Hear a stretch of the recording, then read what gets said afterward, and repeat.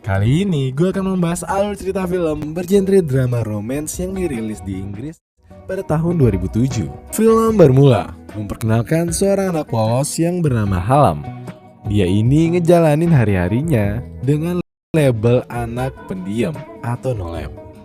Apalagi setelah ibunya meninggal. Beruntungnya Hallam ini masih memiliki ayah. Ia adalah Julius yang langsung menikah dengan Verity tak lama setelah istrinya meninggal. Hal inilah yang membuat Hallam jadi semakin merindukan ibunya. Dan satu-satunya yang sepihak dengan Hallam adalah Lucy, kakak perempuannya. Hallam pun menghabiskan sebagian besar waktunya di sebuah rumah pohon yang ia bangun bersama ibunya dulu. Kegiatan Hallam sehari-harinya adalah menulis diari tentang perasaan dan pengalaman hidupnya. Ia menyimpan buku diarinya itu di suatu kotak yang juga berisi benda-benda kenangan bersama ibunya dulu. Di sana ia juga sesekali berkeliling, tepatnya di sebuah danau tempat ia dan ibunya sering nongkrong sambil disuapin. Intinya, Hallam sangat merindukan ibunya. Karena rumah pohonnya itu berada di tengah hutan, gak nutup kemungkinan untuk orang ngelakuin hal gak senonoh di sana. Hallam yang udah berdandan ala-ala Tarzan itu pun menciduk dan membubarkan kedua sejoli itu dengan barbar. Hal ini membuat sang cowok menjadi kesal dan pergi dari sana. Di suatu kesempatan makan malam, Hallam nampaknya benar-benar gak suka dengan ibu tirinya itu. Karena ia merasa posisi sang ibu tak akan pernah tergantikan. Namun inti dari makan malam itu adalah farewell bagi sang kakak yang akan merantau keesokan harinya. Hallam pun merasa sedih karena satu-satunya orang yang memihak kepadanya akan pergi. Tapi tak ada hal lain yang bisa dilakukan selain tidur di rumah pohon sambil menatap foto sang ibu, sambil berharap jika ibunya akan bersamanya selalu. Pagi harinya, si kakak pun berangkat. Namun Hallam sengaja tak keluar dari rumah pohonnya karena merasa sangat berat untuk mengucapkan perpisahan kepada Lucy. Lucy pun terus-menerus mencari adiknya tersebut, sampai akhirnya ia harus berangkat karena takut ketinggalan pesawat. Saat itu Hallam yang berubah pikiran mencoba untuk mengucapkan salam perpisahan. Namun si kakak udah terlanjur jauh dan tak terkejar.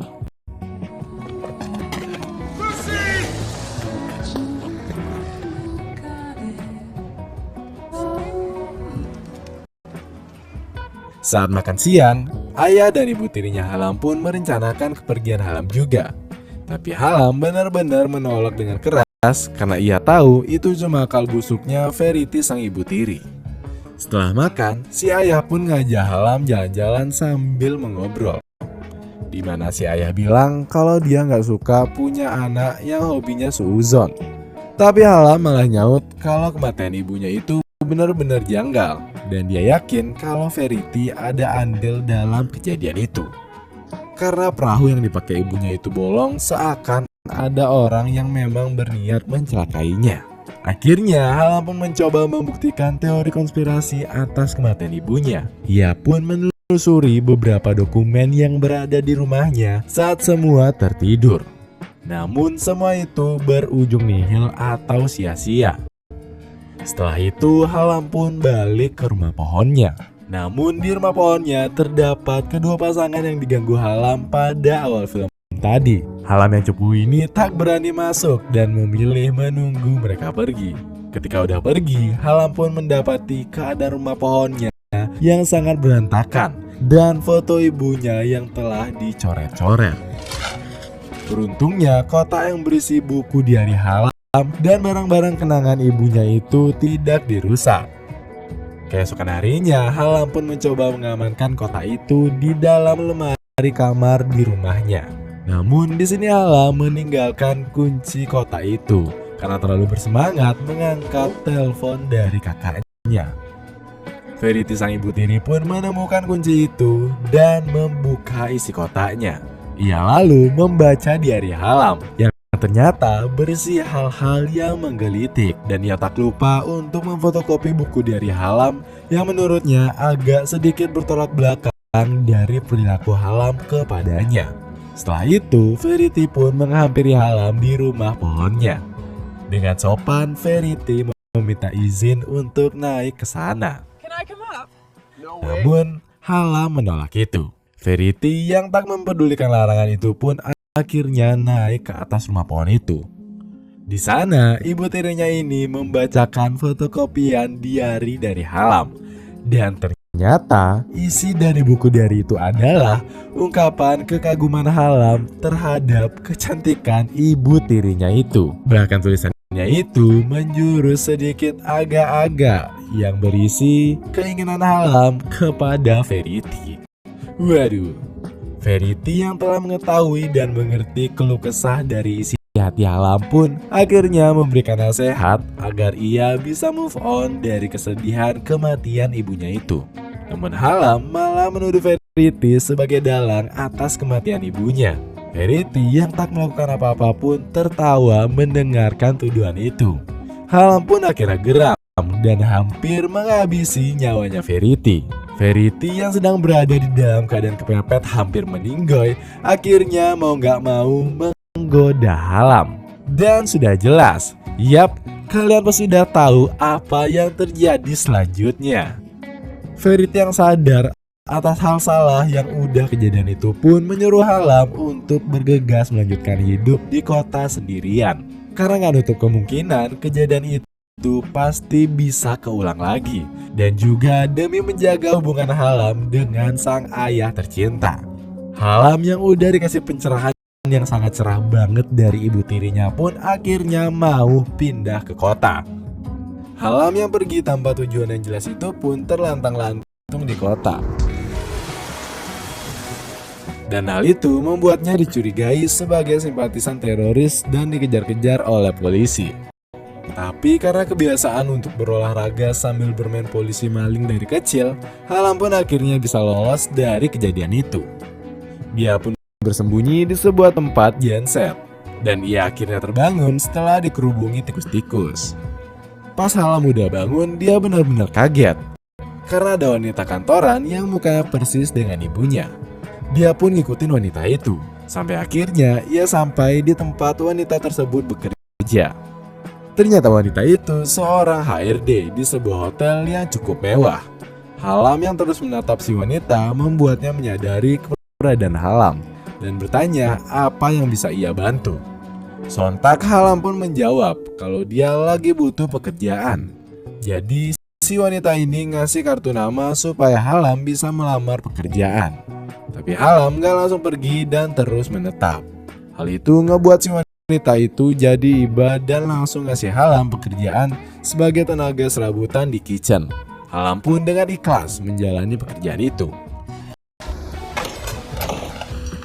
Dan sepulangnya bekerja, dia pun ngelanjutin kegiatan ngebuntuti wanita itu yang bernama Kate itu. Dari mulai Kate ngedate sampai ke apartemennya, si Halam ini terus ngikutin dari belakang. Dan akhirnya Halam pun menjadikan itu sebagai rutinitasnya. Suatu hari Halam tahu Kate nggak ada di apartemennya. Dan akhirnya Halam pun ngebarbar masuk ke apartemen itu. Di sana Halam baru sadar kalau dia bisa juga mata-matain wanita itu dari jauh, tepatnya dari puncak hotel tempat dia bekerja.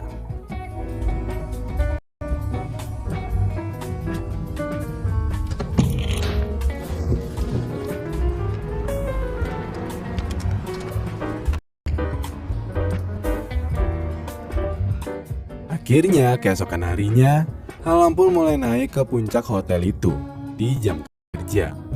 Tapi hal itu masih belum cukup bagi Halam. Dia juga selalu datang ke apartemennya Kate untuk ngintip langsung dari jendela atasnya.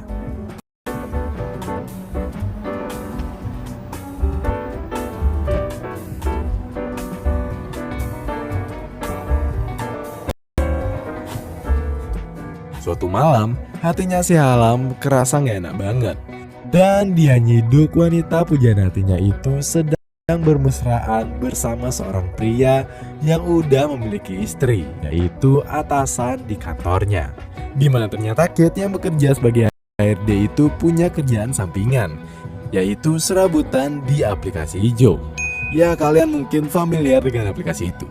Halam pun dengan kekecewaannya mencoba melupakan wanita itu dan kembali merenung tentang ibunya. Halam lalu ke kantor polisi dan ngebuat laporan kalau ibu tirinya yang telah membunuh ibu kandungnya dengan melubangi perahu yang dinaiki sang ibu. Dan sepulangnya dari sana, Halam kembali mengingat orang yang mirip dengan ibunya itu. Halam yang lagi bekerja itu pun diam-diam naik ke puncak dan ngintip Kate sebagai pujaan hatinya lagi. Yang tanpa sadar, akhirnya dia diciduk atasannya itu.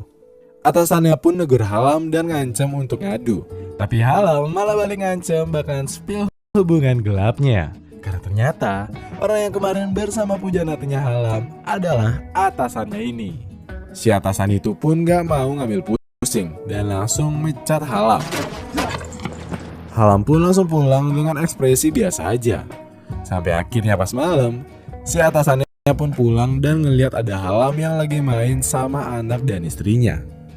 Halam pun kembali ngancam si atasan dan akhirnya mau gak mau Halam bisa kembali bekerja di perusahaan sebelumnya itu.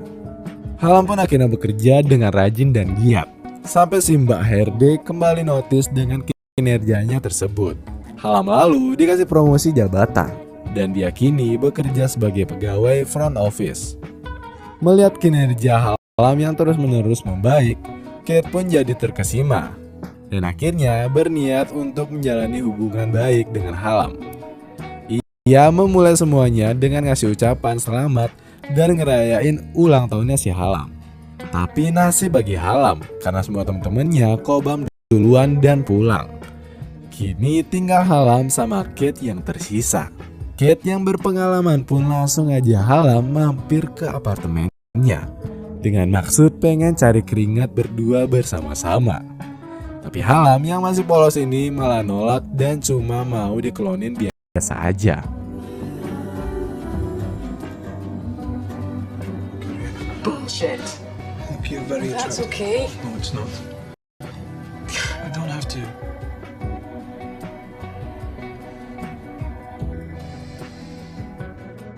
Keesokan harinya, Kate pun jadi malu dengan kejadian itu. Ia pun minta maaf ke Halam. Tapi Halam akhirnya memberanikan diri untuk mengungkapkan perasaannya untuk Mbak HRD yang cantik itu. Setelah kejadian tersebut, Halam pun jadi semakin giat lagi untuk bekerja. Karena dia punya penyemangat di tempat kerja sekaligus di ranjang. Mereka berdua pun terus-menerus bersama. Okay. Suatu hari, Halam yang lagi kerja pun dipanggil sama temannya. Karena orang tuanya Halam datang ke sana. Di sana bapaknya Halam bilang kalau dia berniat ngejual rumahnya karena ada proyek yang bagus. Tapi usut punya usut, Halam akhirnya tahu kalau maksud bapak jual rumah itu karena dia kelilit utang. Karena habis kemakan link gacor dari kakek Zeus. Halam pun jadi kecewa dengan bapaknya karena rumah itu adalah peninggalan dari ibu kandungnya. Halam yang sering nonton sinetron pun mikir kalau bapaknya itu kelilit utang karena ulah si Verity atau ibu tirinya. Dan akhirnya Halam pun nyamar dengan muka digambar untuk ngebunuh si Verity. Ia pun menculik ibu tirinya itu dan berniat nenggelamin dia di danau. Tapi Halam ingat undang-undang dan takut dihukum mati. Ia pun istighfar dan jadi nggak ngebunuh ibu tirinya itu. Halam lalu dihampiri oleh bapaknya yang akhirnya ngasih tahu kronologis asli kematian dari ibunya. Yang ternyata emang nggak ada sangkut pautnya sama si mama mudanya itu. Halam pun akhirnya bisa menerima kenyataan tentang kepergian sang ibu. Ia pun kembali ke kota dan berniat menjalani hubungan serius dengan Kate si HRD. Tapi sayang, ternyata Kate udah punya berondong baru dan Halam gak diizinin masuk ke apartemennya lagi. Ya, sial banget. Film pun berakhir dengan Kate yang ngungkapin kalau mereka emang gak ditakdirkan untuk bersama. Karena Halam masih terlalu muda dan perjalanan masih terlalu panjang. Dan film pun berakhir dengan kekecewaan penonton dan juga Halam tentunya. Itu dia tadi alur cerita film yang berjudul Halam Foy, atau artinya kurang lebih ya Halam itu bodoh. Dan pesan tersirat yang bisa kita ambil itu adalah Selalu berpikir sebelum bertindak itu sangat penting. Karena dari keseluruhan film ini, Hallam cuma pintar saat ngejebak atasannya doang. Sisanya itu, Hallam terlalu labil untuk mengambil langkah dan endingnya terlalu pasrah dan sangat sad boy.